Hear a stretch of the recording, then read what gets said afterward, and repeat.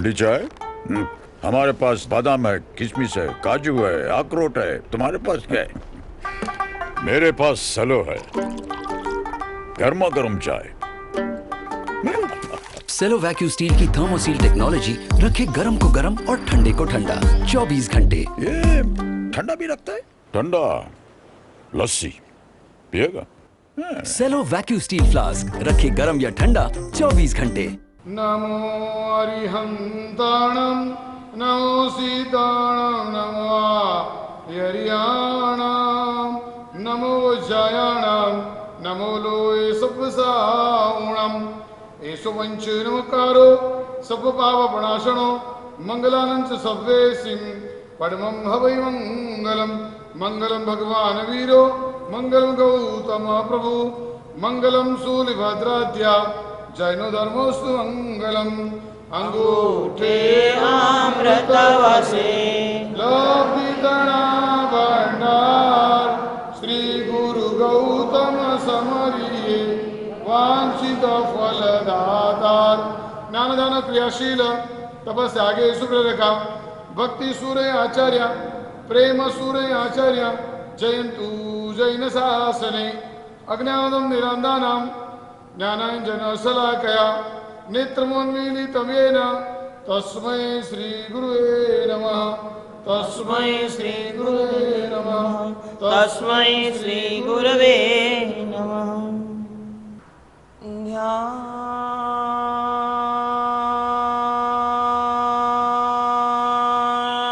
ध्यानमूलं गुरुर्मूर्ति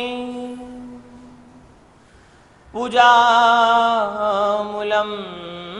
गुरुर्पदम्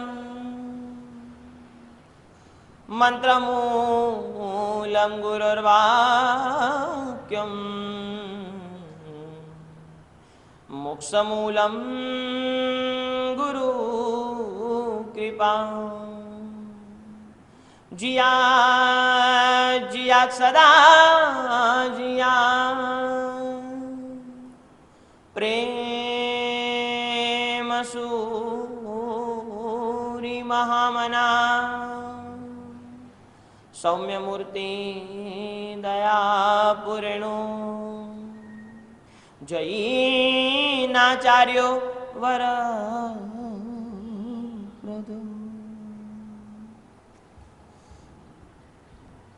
एक बार एक संत के पास एक विद्वान जाता है, जा करके संत से प्रश्न करता है, महात्मन मैं जीवन को जानना चाहता हूं, जीवन की कीमत समझना चाहता हूं, जीवन क्या है यह जानना चाहता हूं, जीवन की कीमत कितनी बड़ी हो सकती है यह जानना चाहता हूं, कृपा करके आप मुझे कुछ मार्गदर्शन प्रदान करें। महात्मन ने बताया, भाई तेरी जानने की इच्छा हुई, तेरी जिज्ञासा खड़ी हुई, बहुत अच्छी बात है। एक काम करता हूं। महात्मा ने खुद की झोली में से एक पत्थर निकाला, पत्थर निकालकर वह युवान को दे दिया।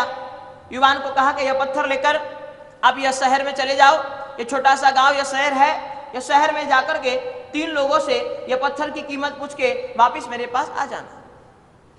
युवान को लगा कि मैं महात्मा के पास आया था, संत के पास आया था जीवन को जानने, महात्मा ने कौन से काम पे मुझे लगा दिया, पर फिर भी ठीक है, चलो संत महात्मा है, कुछ अच्छा ही सोचा होगा, कुछ अच्छे के लिए ही कहा होगा, कुछ अच्छा करने के लिए ही कहते होंगे।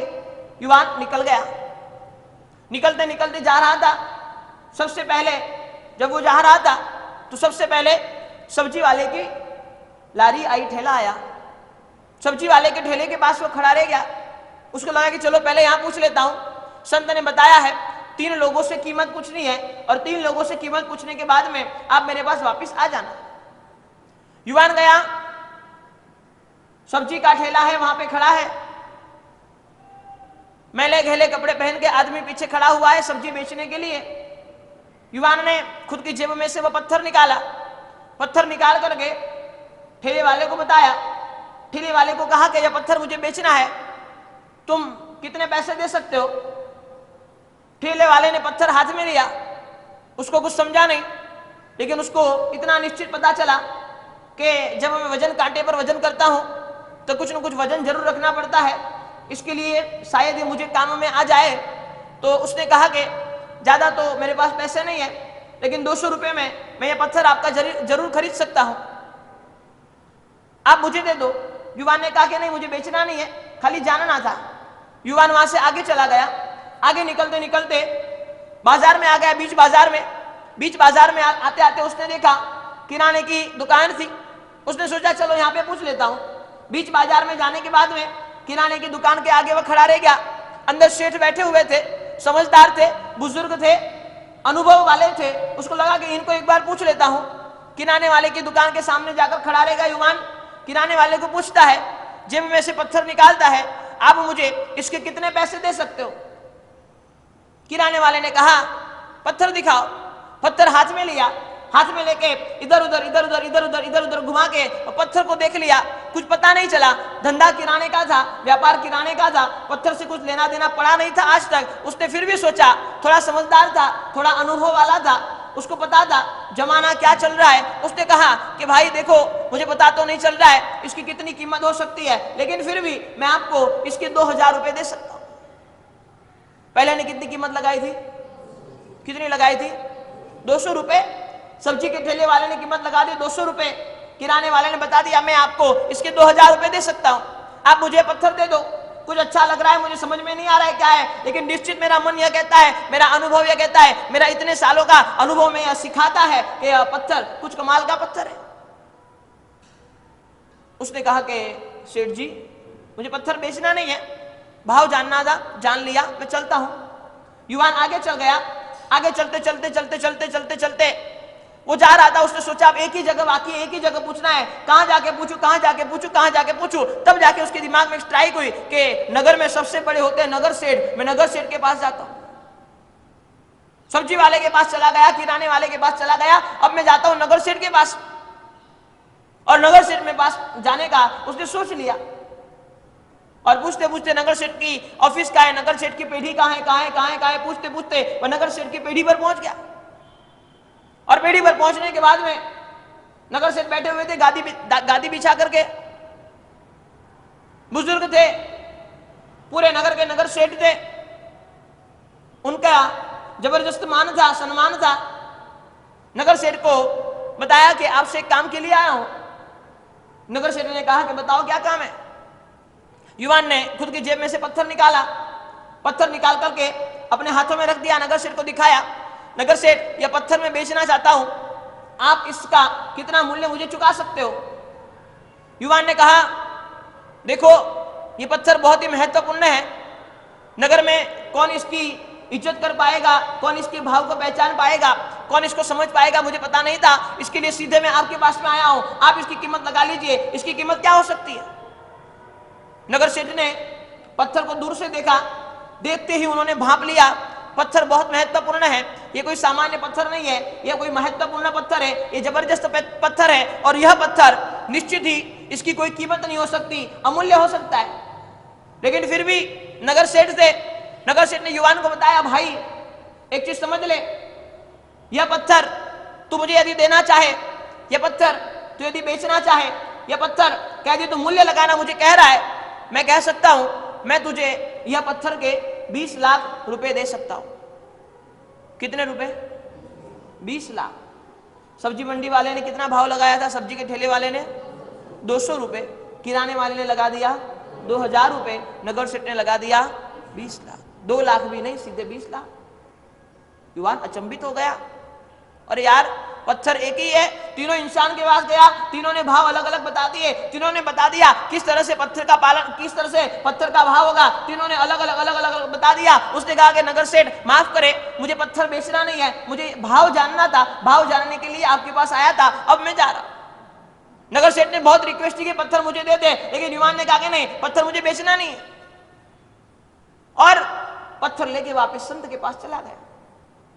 संत को जाकर के पूरा वृत्तांत सुना दिया। संत जी, आपने कहा था 3 लोगों से पत्थर के भाव पूछ लेना।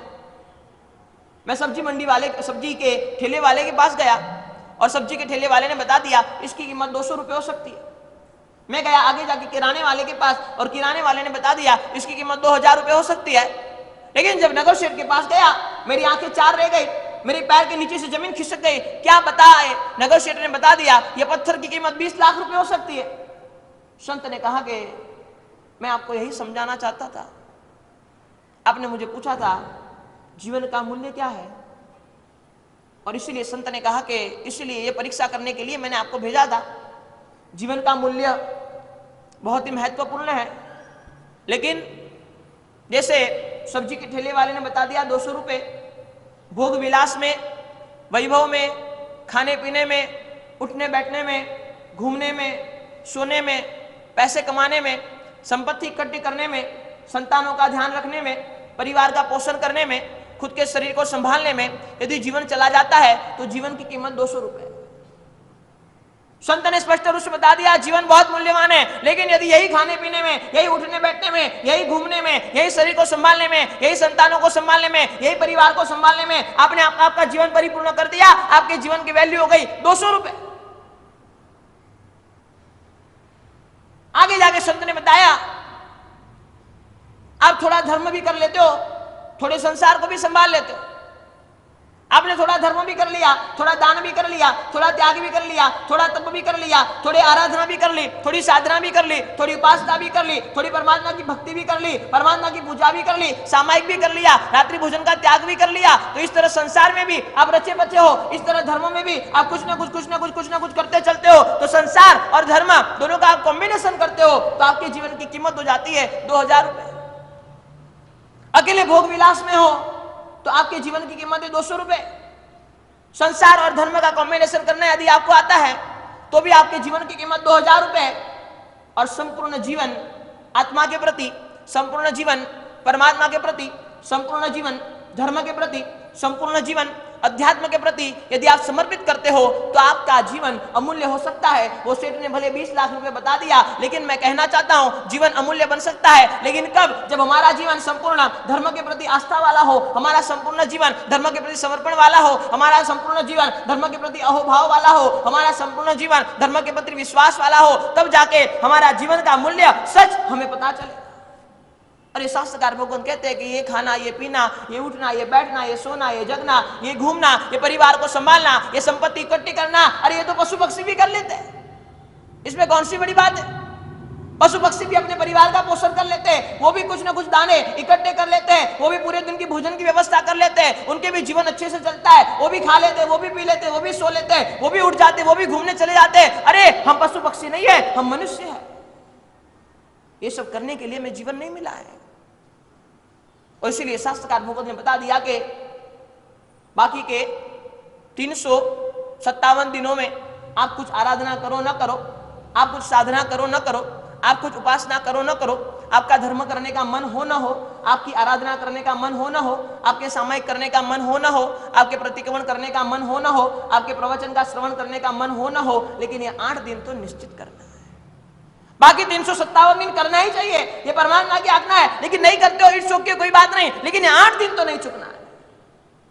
8 दिन धर्म की आराधना हमारे लिए बहुत ही महत्वपूर्ण है। 8 दिन के लिए हमारे केंद्र में धर्म की आराधना रहेगी। अरे पहले का एक समय था जब परिसना महापर्व आते थे, 8 दिन के लिए सभी जैन अपने व्यापार बंद कर देते थे, अपनी ऑफिसों को ताला लगा देते थे, अपनी दुकानों को बंद कर देते थे और सोचते थे ये 8 दिन तो धर्म की आराधना की। अरे 8 दिन में क्या ऊपर नीचे होने वाला है? ऐसे भी कोरोना काल में वहां जाके बैठे रहते और करना क्या है? लेकिन यदि 8 दिन हम धर्म की आराधना में नहीं जुड़ते हैं, यदि 8 दिन हम धर्म की आराधना करते नहीं है, शास्त्रकार भगवान कहते हैं तो श्रावक कहलाने योग्य नहीं है। बाकी के 357 दिन के लिए हम आपको नहीं बोलते, लेकिन 8 दिन के लिए निश्चित हम आपसे कहेंगे। कर्तव्य की बात आचार्य भगवान लक्ष्मी श्रीश्वर जी महाराज साहब कर रहे हैं। एक चीज समझ लेना, हमारे जीवन में 2 चीजें होती है, एक होता है कर्तव्य, एक होता है अधिकार। लेकिन हमारे जीवन की सबसे बड़ी दिक्कत यह है, हमारी नजर अधिकार पर हमेशा रहती है, हमारी नजर कर्तव्य पर कभी नहीं रहती। मैं आपका बेटा हूं, मुझे आपकी संपत्ति का आधा हिस्सा मिलना चाहिए, यह अधिकार है। लेकिन मैं आपका बेटा हूं, जीवन भर में आपकी सेवा करूंगा, यह हमारा कर्तव्य है। हमने कब कर्तव्य के लिए सोचा? कब हमने कर्तव्य के बारे में सोचा? हमेशा हम सोचते अधिकार के लिए, मेरा अधिकारी है, मेरा अधिकारी है, मेरा अधिकारी है, मुझे मेरा अधिकार मिलना चाहिए, मुझे मेरा हक मिलना चाहिए, मुझे मेरी भाग्य की चीज मिलनी चाहिए, मुझे मेरे हिस्से की संपत्ति मिलनी चाहिए। अरे सब सोचो, कोई बात नहीं, लेकिन कर्तव्य पे कब सोचोगे? कब बात करोगे कर्तव्य पे? हमेशा अधिकार अधिकार अधिकार, यह मेरा अधिकार, यह मेरा अधिकार, यह मेरा अधिकार। अरे अधिकार की बात करो, कोई दिक्कत नहीं है, लेकिन शास्त्रकार भगवान लक्ष्मी श्री जी महाराज सब हमें कह रहे कर्तव्य की बात कब करोगे? कर्तव्य के सामने हम देखने को तैयार नहीं है। हमारा क्या कर्तव्य है हम समझने को तैयार नहीं है। हमने आज तक बैठकर सोचा नहीं कि हमारा क्या कर्तव्य हो सकता है। अधिकार के लिए बहुत सोचते हैं, अधिकार के लिए बहुत बातें करते हैं, लेकिन कर्तव्य के लिए आज तक हमने सोचा नहीं। हमारा सबसे पहला कर्तव्य है हमारे देश के प्रति। मात्र 15 अगस्त और 26 जनवरी को झंडा फहरा देने से कुछ नहीं होता। देश के प्रति आपने कर्तव्य का पालन कितना किया? आप फरियाद करते हो महाराज साहब ये व्यवस्था नहीं है, ये व्यवस्था नहीं है, ये व्यवस्था नहीं है, ये व्यवस्था नहीं है। आप अधिकार मांगते हो। भारत के नागरिक होने के नाते हमारा यह अधिकार है, भारत के नागरिक होने के नाते हमारा यह अधिकार बनता है, हमारा हक बनता है। मैं कहता हूं आपका अधिकार है, निश्चित है, लेकिन आपका कर्तव्य देश के प्रति क्या? 15 अगस्त आ जाती है, हम डीपी में भारत के झंडे की फोटो लगा लेते हैं, हम सोचते हैं हमारा कर्तव्य परिपूर्ण हो गया। कर्तव्य बहुत बड़ी चीज है, अधिकार बाद में की चीज है, लेकिन हमारी दिक्कत यह है हम अधिकार पहले मांगते हैं, कर्तव्य के लिए हम राजी नहीं है। पहला कर्तव्य हमारा देश के प्रति है।